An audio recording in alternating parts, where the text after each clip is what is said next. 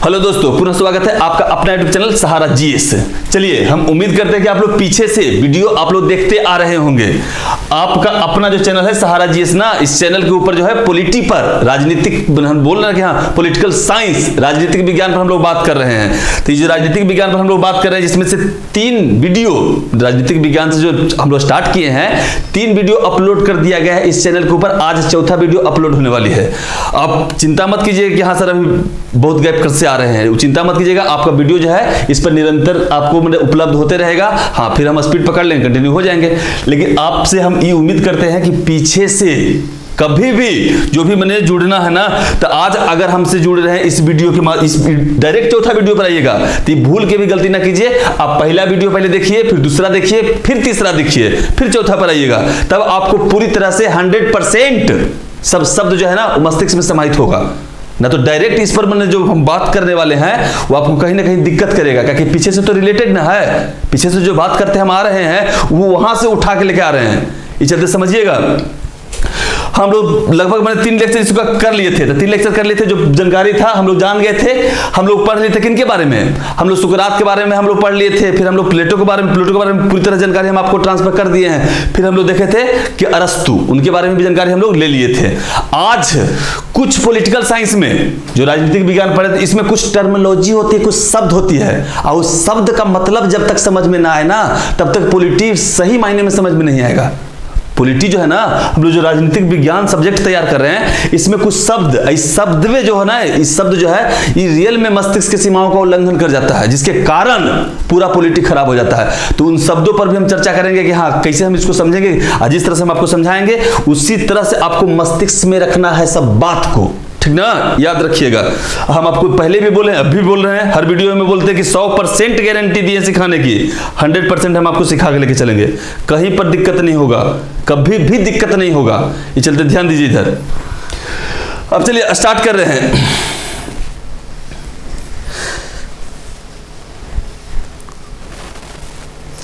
समझिएगा, आपका चौथा लेक्चर राजनीतिक विज्ञान की न होने वाली है। इस पर समझिए कि किस तरह से हम बात लेके चलने वाले हैं।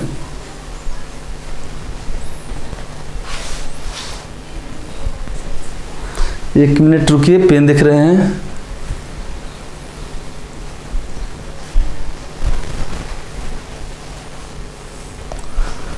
एक मिनट,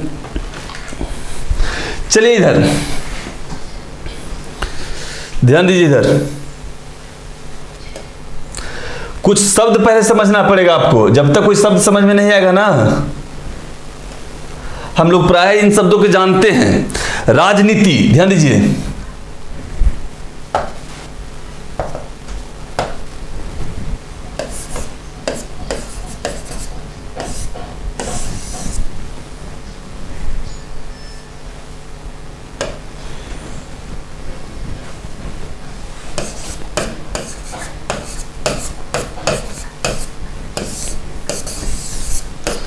समझिए।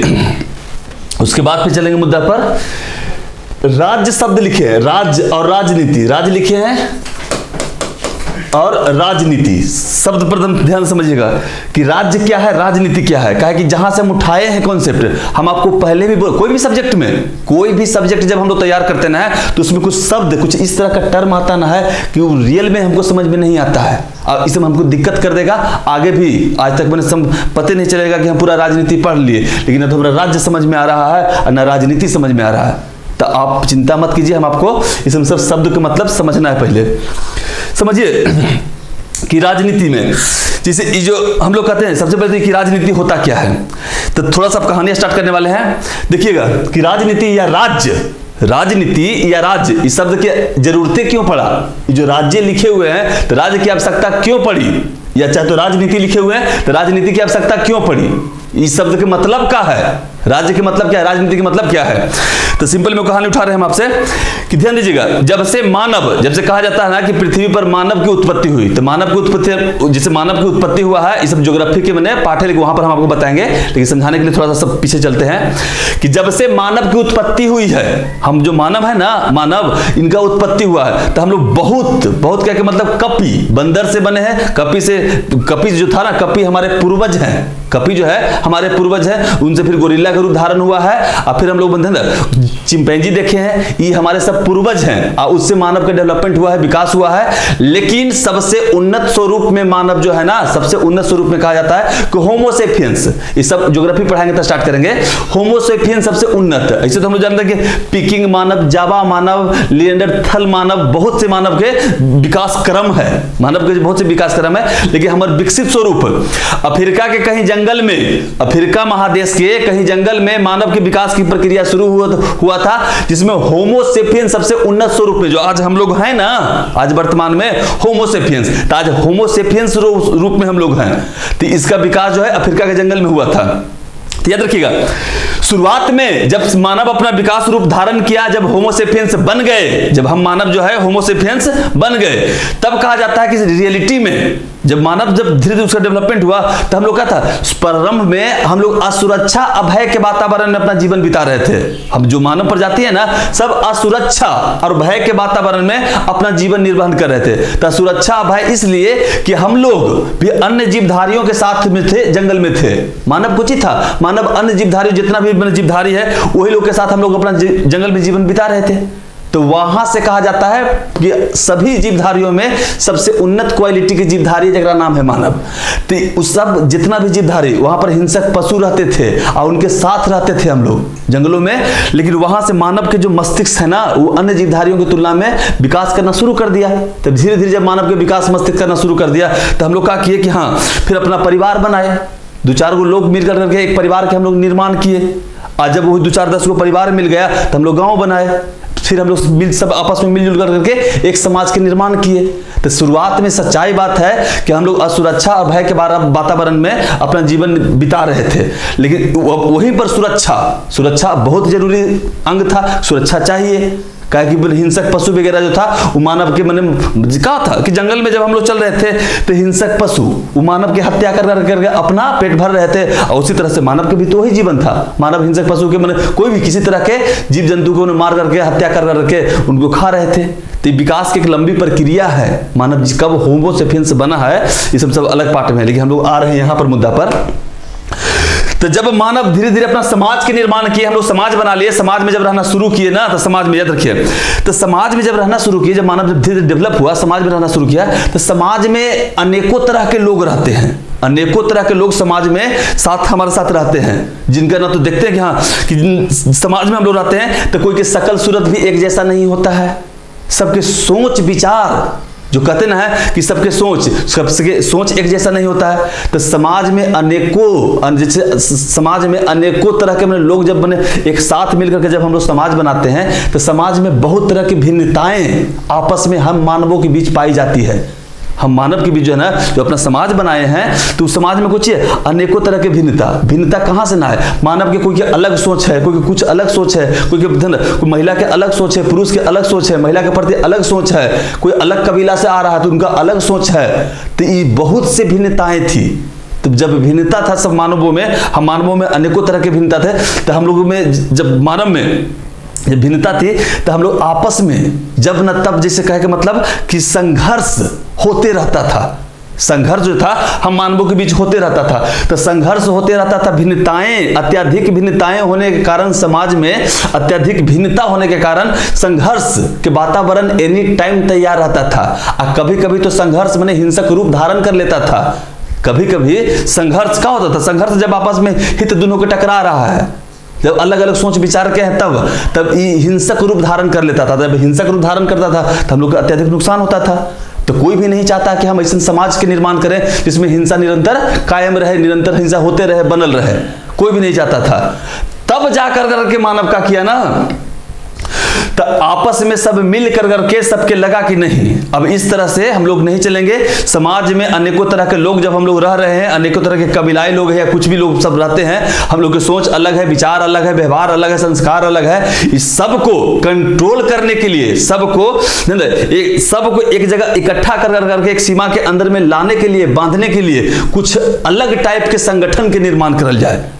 संगठन के निर्माण करल जाए। तो इस संगठन के जो मस्तिष्क में ख्याल आया कि हाँ हम लोग मैंने संगठन के निर्माण, कहा कि हिंसा बहुत ज्यादा होता था। अहिंसा स्वाभाविक है, अलग अलग लोग में जैसे अलग अलग विचारधारा के लोग हिंसा होबे करेगा। और छोड़िए ना भाई, वो तो अलग अलग विचारधारा के है, अलग कबीला, जैसे अलग तरह के सोच है सबके, तब हिंसा हो रहा है। और वो तो भाई अलग अलग मिल करके अलग कबीला के लोग था, अलग गाँव के लोग था, अलग सब समाज से आकर के जुड़ रहे थे, तो उसमें तो है कि हाँ हिंसा होबे करेगा। यहाँ तक छोड़िए, उसमें दूर की मत जाइए।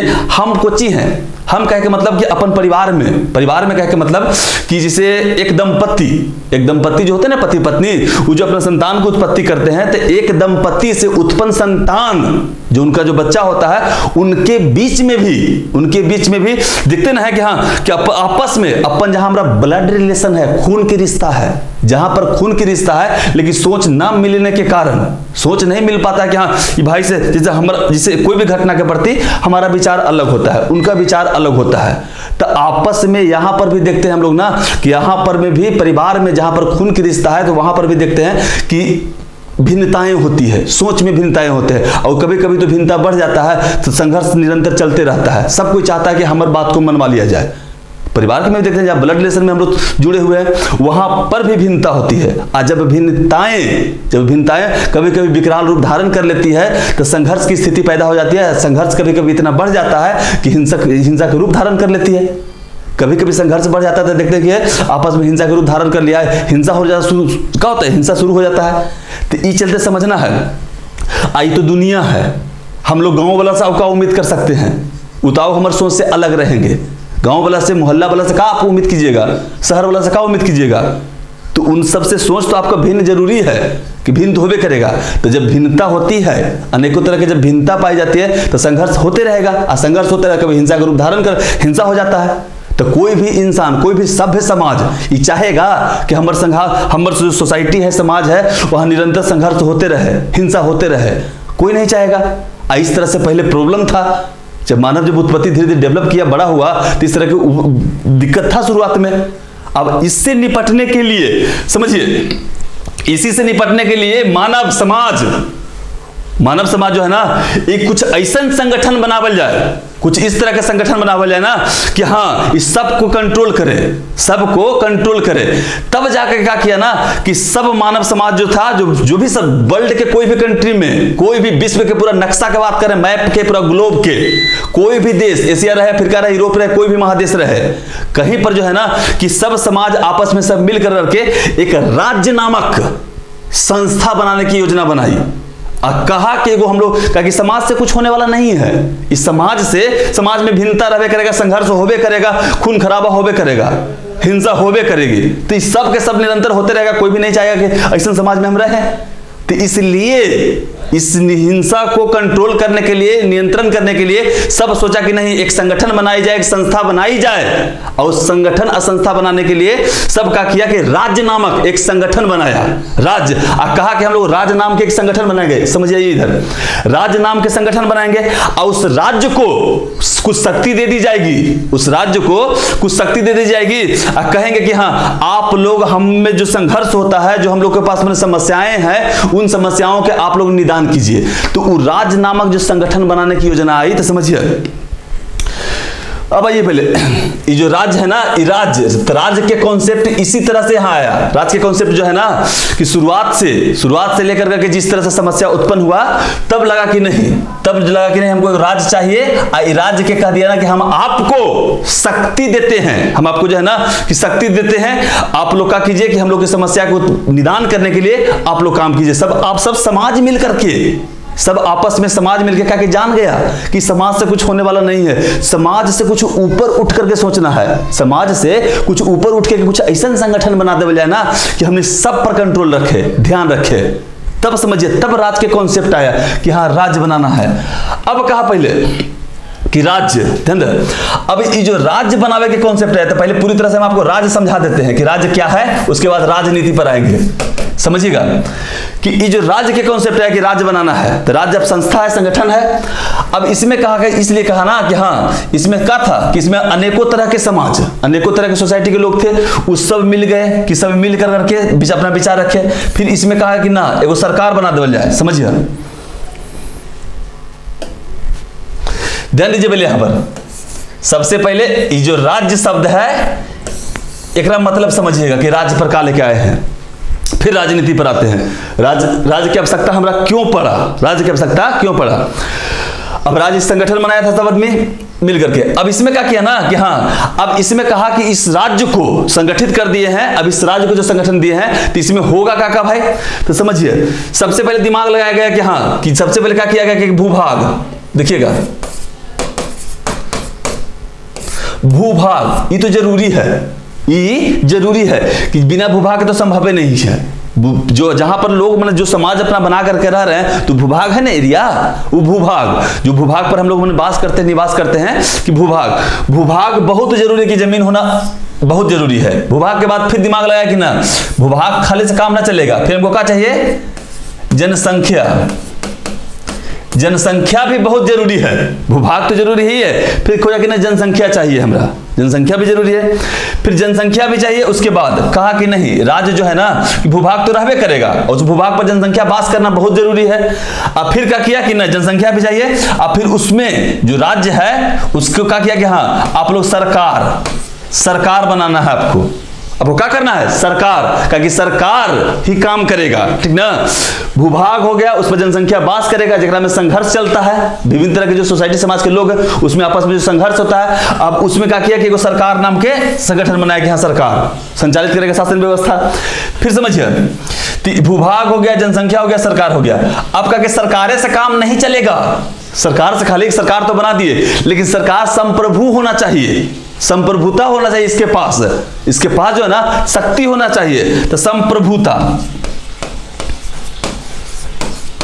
संप्रभुता याद रखिए, भूभाग, जनसंख्या, सरकार, असंप्रभुता, इसमें सब शुरुआत में मानव के मस्तिष्क के उपज है राज्य जो है ना, वो जो समस्या जो उत्पन्न हुआ उसके साथ तब देखा कि हम लोग एक समाज में जो है लोग समाज रहते हैं उस सब में बहुत भिन्नता होती है। उसी भिन्नता को दूर करने के लिए समाज ऊपर का किया, इन लोगों को राज्य के कॉन्सेप्ट लाया।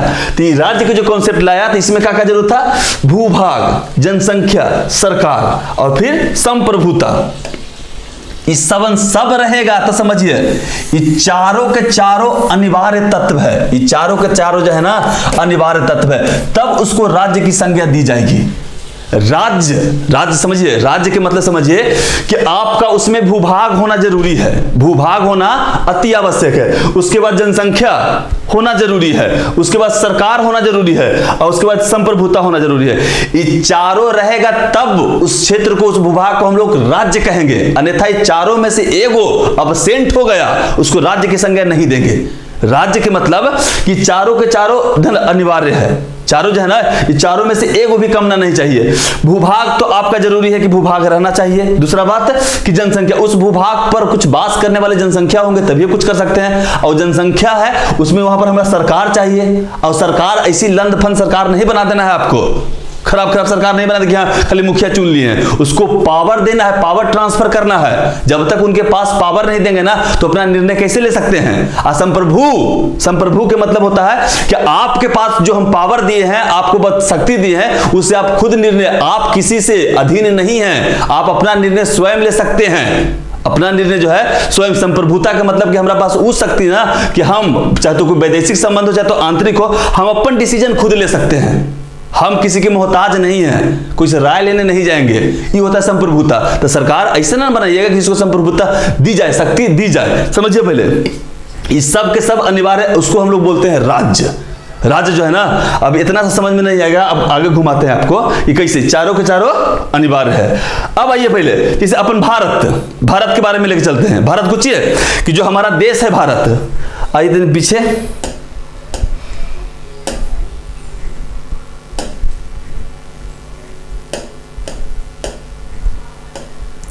ध्यान दीजिएगा, देखिएगा पहले ये आपका अपना देश है हिंदुस्तान, जिसको भारत बोलते हैं, इंडिया बोलते हैं, जो भी बोलना है बोलिए पहले। ये आपका है तो कहा जाता है कुछ कि 32,87,263 वर्ग किलोमीटर क्षेत्रफल। सबसे पहले कहा ये भारत कुछ, भारत एक राज्य है। वर्ल्ड में जितना भी देश आपको दिखाई पड़ता है ना सब के सब राज्य है।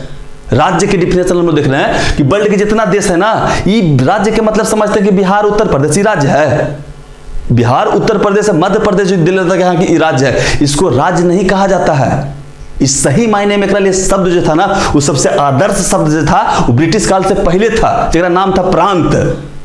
और बाद राज्य, राज्य के मतलब कि चारों के चारों चीज हमरा होना जरूरी है। हमरा पास भूभाग होना चाहिए, ठीक है भैया, भूभाग रहेगा। उसके बाद हमरा का उसमें जनसंख्या वास करना चाहिए, उसमें जनसंख्या रहेगा। फिर सरकार हमरा चाहिए, और सरकार संप्रभु चाहिए, ताकत ओकरा पास ट्रांसफर करेंगे तब ना वो राज्य है हमर।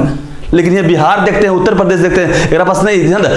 इसके लिए सबसे उचित शब्द था का प्रांत। प्रांत था ब्रिटिश के, जैसे इंग्लैंड से जब हम गुलाम थे और पहले हम प्रांते बोलते थे, पहले जो था उसको प्रांते कहा जाता था। लेकिन ये कब हो गया, ये आजादी के बाद फंसा के तो धर दिया संविधान निर्माता। संविधान निर्माता ठीक है कि आज हम लोग प्रांते बोलते हैं, लेकिन फेरा में पड़ गए कब, जब संविधान के सबसे पहला अनुच्छेद पढ़िएगा ना कि भारत राज्यों का संघ है, भारत राज्यों का संघ है। अब क्या करल जाए, शासन व्यवस्था कोई देश में चलता है तो एगो होता है एकात्मक, होता है एगो संघात्मक। तो संघात्मक शासन व्यवस्था में जानते हैं कि हाँ कोई बड़ा जो भूभाग सेंटर है उसमें छोटी छोटी इकाइयों में बांट दी जाती है शासन व्यवस्था। लेकिन यहाँ पर हमने फंसा कर रख दिया कि हाँ भारत राज्यों का संघ है, तब उत्तर प्रदेश के राज्य कर रहे हैं, बिहार के राज्य कर रहे हैं। इसका संदर्भ ही बदल जाता है, संदर्भ बदलना जाता है कि हाँ सेंट्रल मुद्दा पर बात करते हैं कि भारत क्या है, तो भारत सही मायने में राज्य है। राज्य के लिए अनिवार्य तत्व हम आपको उधर दिखाया कि हाँ आपके पास भूभाग होना चाहिए, जनसंख्या होना चाहिए, सरकार होना चाहिए, संप्रभु, सरकारों संप्रभु होना चाहिए, वो राज्य। समझिए भारत में देखिए तो भारत के कह रहे हैं, तो भारत की एग्जांपल लेके चल रहे हैं कि अपन देश है, ठीक है कि हाँ 32,87,263 वर्ग किलोमीटर क्षेत्रफल वाला हमारा देश है हिंदुस्तान, भारत। अब यहाँ पर देखिए जनसंख्या 130-35 करोड़ है, तो क्षेत्रफल भी हमारा पास है, जनसंख्या भी तो 130-35 करोड़ जनसंख्या भी हम रखे हुए हैं, तो जनसंख्या में भी सेकंड पोजीशन पर हम है। अब समझिए उसके बाद सरकार है हमारा पास सरकार है ना, ठीक है, सेंट्रल में भी चल रहा है कि हाँ बीजेपी की शासन व्यवस्था संचालित हो रहा है, सरकार हमारे पास है। सरकार आओ सरकार को चाहिए है, संप्रभु सरकार है। आज नरेंद्र मोदी के कोई निर्णय निर्णय जब लेते हैं तो पूछे जाते हैं आपसे, चाहे तो कोई से पूछे जाते हैं, कोई से पूछे ना जाएंगे कि हाँ हमरा क्या करना है। वो संप्रभु है जो अपना टीम जितना हम लोग जनता लोकतंत्र में पूछे कि हम लोग उनको जिता के भेज दिए हैं। जब सरकार के गठन कर लिया गया है तो संप्रभु है, किस देश के साथ किस तरह के संबंध हमरा रखना है वो सोचे, ठीक ना। कोई भी देश उन पर दबाव नहीं डाल सकता है कि हाँ तो पाकिस्तान के साथ संबंध रखो या ना रखो, अमेरिका के साथ संबंध रखो या ना रखो, रूस के साथ संबंध रखो या ना रखो। जैसे किसी भी कंट्री के साथ संबंध रखने में, चाहे तो किसी भी देश जो हमारा पर अत्याचार करेगा, कुछ करेगा, तो उसका डिसीजन हम खुद ले सकते हैं, हमरा कोई देश से राय नहीं लेना पड़ेगा। यही कारण था अपना ही कब 1947 15 अगस्त 1947 के पहले जब हम गुलाम थे तब का था, हमारा पास अपन क्षेत्रफल भी था, क्षेत्रफल था ना, आपके पास अपन देश के क्षेत्रफल था, जनसंख्या भी था, अपना जनसंख्या था हमारा पास, क्षेत्रफल था, जनसंख्या था, लेकिन हमारा पास सरकार भी था। सरकारों 47-37 में दिया था कुछ वक्त की सरकार, 35 वाली थी में, तो सरकार भी था, लेकिन उस संप्रभु सरकार था, निर्णय ले सकता था। ब्रिटेन के गुलाम थे, सब निर्णय ब्रिटेन ले रहा था, कुछ वक्त के लिए सरकार बना था लेकिन ब्रिटेन सब निर्णय ले रहा था।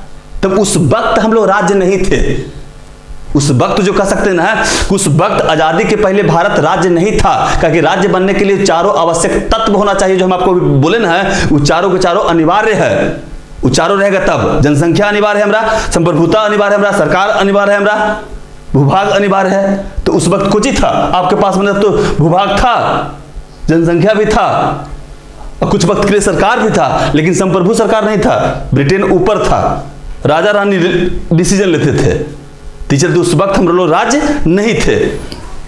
अब समझिए तो भारत, अब एक एग्जाम्पल लेके दिखाते हैं आपको, समझिएगा इधर, ये तो ठीक है।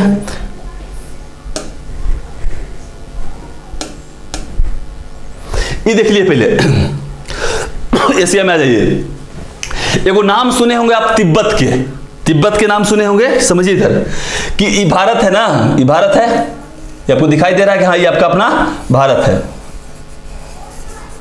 ये भूटान जा पड़ जाता है, ये नेपाल है आपका, ये पूरा भारत है, ये पूरा का पूरा चाइना है, समझिए इधर, ये पूरा आपका दिखाई पड़ा है चाइना वाला बेल्ट, ये पूरा चाइना है। यहां देखिएगा ये जो चाइना ऊपर जो दिखाई पड़ा रहा, ये है तिब्बत, ये जो था ना ये आपका तिब्बत था, समझिए ये तिब्बत था। तो तिब्बत भी कभी स्वतंत्र देश हुआ करते थे, तिब्बत भी स्वतंत्र देश थे, लेकिन ये तिब्बत में क्या हुआ कि तिब्बत को चाइना मिला लिया अपना पे। चाइना जो चीन जो था वो तिब्बत के अपना में मिला लिया। तो अपना में जब इसको मैंने मिला लिया तो शुरुआत में तो ठीक है कि मन प्रेम से मिलाया था कि आप चिंता मत कीजिए, आपके पास जो है संप्रभुता आपे के पास रहेगा, सरकार आपे बनाइएगा, लेकिन हाँ वैदेशिक संबंध जो है सिर्फ खाली हम देखेंगे। वैश्विक संबंध जो होता है ना, विश्व से किस देश के साथ क्या क्या करना है, वो बाहरी क्षेत्र वाला काम हम देखेंगे। तो शुरुआत में तो ई का के मिलाया गया था, लेकिन वहां पर तिब्बत को जो था बौद्ध धर्म के अनुयायियों वाला संख्या, वहां पर लोगों की अत्यधिक संख्या है। अब बौद्धों को मानने वाले लोग वहां पर रहते कहाँ, तिब्बत में। तिब्बत वो कंट्री है ना, समझिए पहले इधर ध्यान पहले कि तिब्बत वो कंट्री है, देखिएगा इधर, हाँ इधर कि तिब्बत में समझिए कि तिब्बत वो कंट्री है कि तिब्बत में कहते हैं कि ये जो देश है ना कि भारत के सबसे पड़ोसी कंट्री तिब्बत। और ये जवान ये जो तिब्बत है ना कि यहां से हमारा रियल में मधुर संबंध था। चाइना एक बड़ा प्रेम से मिलाया था, चाइना जो था बड़ा प्रेम से मिलाया था। यहाँ के धर्म गुरु थे दलाई लामा, तिब्बत के धर्म गुरु थे। तो 14वां धर्म गुरु जो दलाई लामा बने थे ना, उसी वक्त चाइना के नजर एक पर खराब पड़ गया था तिब्बत पर। तो शुरुआत में तो ठीक है कि हाँ शुरुआत में मिलाया, तो तिब्बत पर मैंने जब वो अधिकार किया चाइना ना, तो ये कह के किया था कि चिंता मत करो, जब तो इच्छा करेगा ना कि हम तो आपके साथ में खराब व्यवहार कर रहे हैं तो आप हमारे से हट जाइएगा। इस 17 सूत्री समझौता कैले था, बहुत बड़ी समझौता कैले था, लेकिन कोई समझौता का वैल्यू नहीं दिया। कौन, चाइना। अंततः समझिए अंततः क्या किया कि पूरा का पूरा जो तिब्बत था ना, ये तिब्बत पर तो अधिकार कर लिया। और दलाई लामा के जब तक एहसास हो गए, दलाई लामा के जब तक एहसास हो नहीं तो 49 में यहाँ पर क्रांति हुआ था चीन में, वो अपने सब आपस में लड़ रहे थे, गिरयुद्ध था, वो स्वतंत्र हुआ था। हम लोग 47 में अपने आजाद होकर आ रहे थे, सब तो अपन देश निर्माण में सब लगल था, सबको तो हालत दयनीय था। तो इस वक्त तिब्बत पर अधिकार कर लिया था 1954 ईस्वी में। समझिएगा कि 1954 ईस्वी में भारत के साथ चाइना जो था एक पंचशील समझौता कर लिया था। तो पंचशील समझौता 1954 ईस्वी में कर लिया था। तो भारत से उस वक्त तो चाइना का मधुर संबंध था, तो उस वक्त हमारा चाइना से मधुर संबंध था हिंदुस्तान के, तो कोई दिक्कत नहीं। लेकिन उसमें जवान क्या कर दिया कि वहां पर तिब्बत पर अपना अधिकरण, जिससे इस पर अपना अधिकार कर लिया, तिब्बत पर अधिकार करने के बाद वहां के जनता में फेरबदल लाना शुरू कर दिया। दलाई लामा के लगा कि कुछ ऊंच, शुरुआत में तो दिक्कत नहीं था, लेकिन फिर लगा कि इंटरनली मामला में हस्तक्षेप कर रहा है जवान। तब वहां के जनता सब क्रोधित हो गए, सबके गुस्सा में आ गए। तब दलाई लामा 1956 ईस्वी में आए थे भाग कर करके, भारत में मिलने आए थे, भाग करके नहीं आए थे, उस वक्त मिलने आए थे। उस वक्त भारत के प्रथम प्रधानमंत्री जो पंडित जवाहरलाल नेहरू थे, उस प्रधानमंत्री के पोस्ट पर थे। तो उनसे उनका मुलाकात हुआ था, तो उनसे कहे थे दलाई लामा, उनसे कहे थे पंडित जवाहरलाल नेहरू से कि हाँ कुछ मैंने ऊंच नीच कर रहा है, कुछ मैंने मदद कीजिए। लेकिन उस वक्त पंडित जवाहरलाल नेहरू जो थे ना, वो चीन प्रेम में, हम चीन प्रेम कह के मतलब उस रियलिटी में वो कोई भी प्रधानमंत्री रहता तो वही करते, क्योंकि उस समय चीन के साथ हमारा मधुरता संबंध था। और पहले जब 1956 ईस्वी में दलाई लामा जब हमरा ही आए, 1956 में दलाई लामा वहां से भाग करके आए, तो ओकर पहला ही तो 1954 ईस्वी में पंचशील समझौता हम कैले थे। हम पंचशील समझौता 1954 में कैले थे, और उस समझौता के 5 गो शर्त था। उनमें से एगो शर्त यही था कि इंटरनली मैटर में किसी भी देश के मामले में कोई हस्तक्षेप नहीं करेगा। आंतरिक मामले में कोई भी देश के हम लोग मैंने इंटरफेयर नहीं करेंगे वो क्या कर रहा है। तो चाइना तुरंत बोला कि भैया ये हमारे अंदर के बात है, इसमें आपको इंटरफेयर नहीं करना है। आई समझौता से हम लोग बंधल थे, जो पंचशील समझौता 1954 में हुआ था ना चीन से, इसे बंधल थे। एकरे चलते पंडित जवाहरलाल नेहरू उस वक्त कुछ नहीं बेचारा बोले, न्यूट्रल रह गए। उसका कि ठीक है कि आप जाइए, दलाई लामा चल गया बेचारा।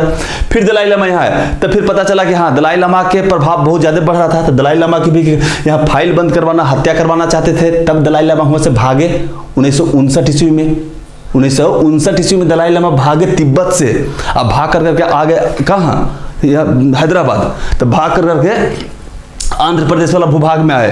पंडित जवाहरलाल नेहरू उनको रखे, शरण दिए। अब फिर पंडित जवाहरलाल नेहरू का किए ना कि सब देश से बात किए, सब भारत में जितना भी मुख्यमंत्री था उस वक्त, उस सब मुख्यमंत्री से बात किए। बात करने के बाद मैंने फिर एक मजबूरी समझे दलाई लामा के कि रियल में तिब्बत मैंने पूरी तरह से इस पर अधिपत्य कायम कर लिया और वहां की जनसंख्या को मरवाना भी शुरू कर दिया था। ये बहुत लंबा कहानी है, इस पर भी चर्चा करेंगे, कभी मौका मिले तो इस पर स्पेशल वीडियो बना देंगे हम आपको, टेंशन मत लीजिए। लेकिन समझिए कि दलाई लामा, ये जो दलाई लामा जो धर्म गुरु थे मेन मुद्दा पर, तो वहां से भाग करके आए थे। यहां पर उनको दिया गया शरण क्या पर रहिए, कहां, हिंदुस्तान में। तो हिंदुस्तान में इनको शरण दिया गया। तो हम लोग कहां दिए, धर्मशाला, हिमाचल प्रदेश में धर्मशाला नामक जो नगर है वही दे दिए कि आप लोग यहां पर रहिए, अपन देश व्यवस्था, यहां से शासन व्यवस्था संचालित कीजिए। समझिए, तो वही तिब्बतियन वो जो तिब्बत दलाई लामा, अभी दलाई लामा लगता है जिंदे हैं, वो लगता है 50-86 बरस के बने होंगे, 87 बरस की उनका उम्र होल होगा।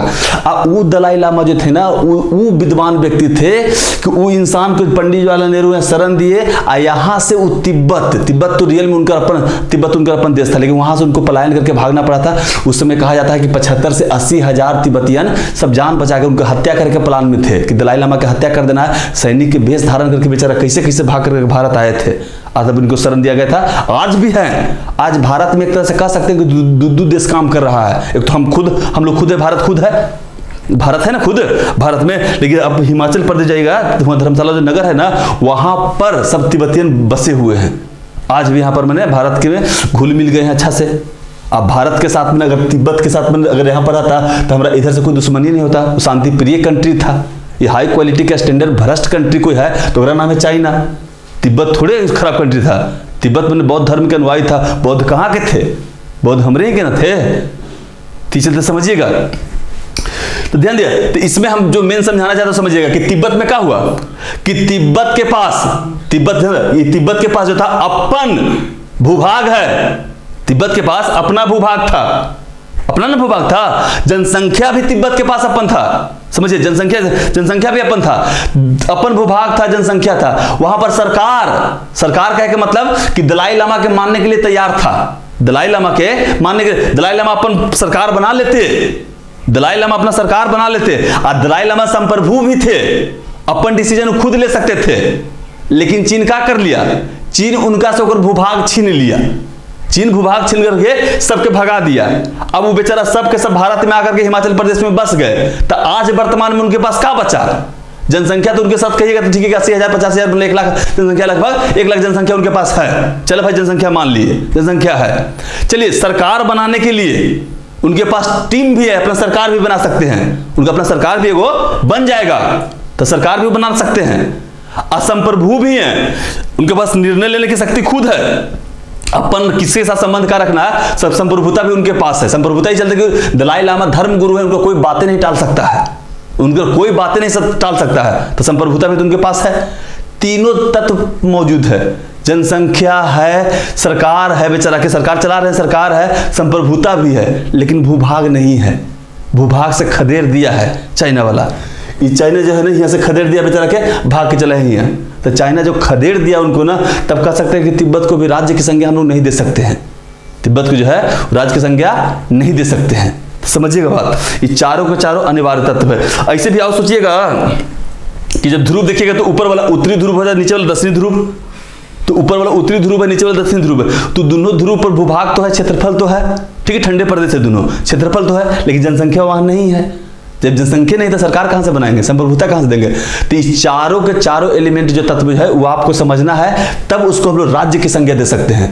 राज्य ऐसे नहीं कहेंगे कि राज्य का है, तो राज्य के मतलब हम उम्मीद करते हैं कि आपको पूरी तरह से कहानी समझ में आएगा। राज्य जब भी बोलेंगे तो चारों आवश्यक तत्व होना जरूरी है। चारों जो है ना, आपके पास संप्रभुता रहना चाहिए, सरकार होना चाहिए, सरकार ओहम संप्रभु होना चाहिए, सरकारों ओहम संप्रभु, अपन डिसीजन खुद लेवे, हम दूसरे के डिसीजन थोड़े लेंगे। और उसके बाद जनसंख्या रह चाहिए, क्षेत्रफल, जो क्षेत्रफल है हमारे पास वो क्षेत्रफल होना चाहिए, भूभाग होना चाहिए। ये चारों अनिवार्य तत्व मौजूद रहेगा, तब उसको राज्य के संज्ञा देंगे। अब समझिए, तो इस तरह से राज्य बना। तो आज हम लोग फंस जाते हैं कि राज्य किसको कहते हैं। तो राज्य किसको कहते हैं, आपको पूरी तरह से बात समझ में कि किस तरह से समस्या उत्पन्न हुआ था, तब जाकर के राज्य के कॉन्सेप्ट आया। राज्य इस तरह से डेवलप हुआ, राज्य की आवश्यकता पड़ा, तब उस राज्य बनाया गया। अब राज्य के मतलब कतई मत समझिए, हाँ राज्य के समानार्थी शब्द कह सकते हैं कि हाँ उसी में यूज किया जाता है, जिसको कहते हैं देश। तो राज्य एक लगभग मैंने पर्यायवाची शब्द है कि हाँ राज्य भी हुई, राज्य के हम लोग मैंने देशों के राज्य कहा जाता है। लेकिन जो ये स्टेट बांट के हम लोग को फंसा दिया ना कि हाँ उत्तर प्रदेश के राज्य कहते हैं, सर जी बिहार के राज्य कहते हैं, उत्तर प्रदेश के कहते हैं, बिहार के कहते हैं, इस सबके हम लोग राज्य कह रहे हैं। तो ये राज्य है? तो रियलिटी में भारतीय संविधान में कहीं ना कहीं जो है ना कि हम लोग देखते थे, मन हालत खराब हो जाता है। साफ ठीक है कि हाँ भारत तो राज्य का, भारत कुछ भारत राज्य है, अमेरिका राज्य, इंग्लैंड सब के सब राज्य है। टोटल जितना विश्व में जितना भी कंट्री है उसको राज्य की संज्ञा दी जाती है, जिसको आप देश बोलते हैं ओरिजिनल राज्य है वो। लेकिन यहाँ बोल चाल के भाषा में हम लोग बोलते हैं कि हाँ उत्तर प्रदेश, बिहार हो गया, ये राज्य है, वो राज्य है। तो इसको राज्य ना करने के सबसे सुटेबल जो शब्द था प्रांत था, जो अंग्रेज में रख ले था कि हाँ पहले आजादी के पहले क्या था, ब्रिटिश प्रांत। बहुत से भूभाग पर जहां जहां अंग्रेज अधिकार किया तो उसको ब्रिटिश प्रांत कहते थे, मद्रास प्रेसिडेंसी कहते थे। कहते बंगाल प्रेसिडेंसी कहते थे, प्रांत न कहते थे, वो सब प्रांत था। लेकिन भारतीय संविधान के पहले अनुच्छेद में साफ साफ शब्दों में कह दिया कि ना भारत राज्यों का संघ है। अब ले कौन राज्य के संघ है? तो शब्द थोड़ा सा दिक्कत करता है, लेकिन ये चलते याद रखिए कि हम लोग का लोकतंत्र में शासन व्यवस्था दूसरे तरह से देखते हैं कि एक होता है एकात्मक शासन व्यवस्था, एक होता है संघात्मक। एक होता है एकात्मक शासन व्यवस्था और एक संघात्मक, इस पर चर्चा बाद में होगा कभी। तो एकात्मक में तो ठीक है कि एक शासन व्यवस्था चल कर गया, लेकिन संघात्मक शासन व्यवस्था कहा जाता ना है कि एगो सेंटर में सरकार रहेगा। एगो संघात्मक में क्या होता है, एगो सेंटर में सरकार रहेगा, केंद्र में हियां सरकार रहेगा, जगह नाम है कि ये जो है ना, ये यहाँ पर रहेगा जगह अभी वर्तमान में बीजेपी बोलते हैं हम लोग, इस सेंटर में है। हमारा पास में 28 गो राज्य है, तो 28 राज्य जो है सही मायने हमारा प्रांत है, सही मायने में 28 हमारा प्रांत है। आई प्रांत है, ये प्रांत है, आई भारत राज्य है, ये पूरा का पूरा ई राज्य है, ये कि इसको राज्य बोलते हैं, लेकिन ये हमारा प्रांत है। लेकिन यहाँ पर समझते हैं, हाँ, लेकिन समझिए कि हाँ, अगर इसमें थोड़ा सा तो है दिक्कत, तो है, ये रियलिटी में दिक्कत है कि अगर संघात्मक व्यवस्था में शासन व्यवस्था जब हम लोग करते हैं तो वहां पर जो है ना, जो प्रांत के राज्य कह दिया है, प्रांत के राज्य कह दिया है, यही में थोड़ा सा दिक्कत कर दिया है, ढेर के समझ में क्या इसको कहें। तो रियलिटी में इतने फॉल्ट वाला काम कर देगा, हाँ ठीक से मैंने समझा वो नहीं किया किताब में, क्या इसको कहेंगे। वो तो कि हाँ, अगर वो साफ साफ शब्दों में कह देता है कि अगर आपने संघात्मक शासन व्यवस्था में, अगर संघात्मक शासन व्यवस्था में है तो वहां पर राज्य की परिभाषा में सीधे बदल जा रहा है कि राज्य शब्द ले रहे हैं तो दूध हमारा राज्य आ रहा है, देश के राज्य कहें कि राज्य के राज्य कहें। तो इसके लिए सबसे सुटेबल शब्द तो क्या था, प्रांत। ये प्रांत ठीक था, लेकिन चलिए अब हमारा फंसा तो यही नहीं दिया, पहले का अनुच्छेद में नहीं लिखता ना कि हाँ भारत राज्यों का संघ है, तो प्रांत का निपट जाते, लेकिन सब हमारे संविधान में यूज किया गया है, संविधान निर्माता तो बना के चल गए, टेंशन में डाल दिए थे जनता के। तो चलो इधर ध्यान था पहले कहा कि याद रखिएगा कि हाँ हम लोग आज़ादी के पहले में थे। ये बात हम उम्मीद करते हैं कि पूरी तरह से आपको समझ में आ गया होगा। अब देखिएगा आगे, अब राजनीति बता देते हैं, आगे बता देंगे, छोड़ दें राजनीति, समझिए पहले इधर। तो आज पर रह दीजिए कि आज राज्य के हम पूरा का पूरा डिफिनेशन हम आपको बता दें कि राज्य के बारे में कभी भी आपसे कोई पूछे तो राज्य ई है। राज्य जो है ना, राज्य हम लोग के वास्तविक में ई होता है, जिसको मतलब आपको आज बताया गया है, इसको कहते हैं राज्य। इस तरह से समस्या उत्पन्न तब जाकर राज्य के निर्माण किए थे। अब राजनीति बच गया, तो राजनीति जो है ना, अब यही राज्य में जो गतिविधि होने वाली है वो राजनीति कल के लेक्चर जो अपलोड होगा, नेक्स्ट लेक्चर जो अपलोड होगा, उसमें आपको राजनीति वगैरह के बारे में पूरी तरह से समझा दी जाएगी। वीडियो देखने के लिए धन्यवाद।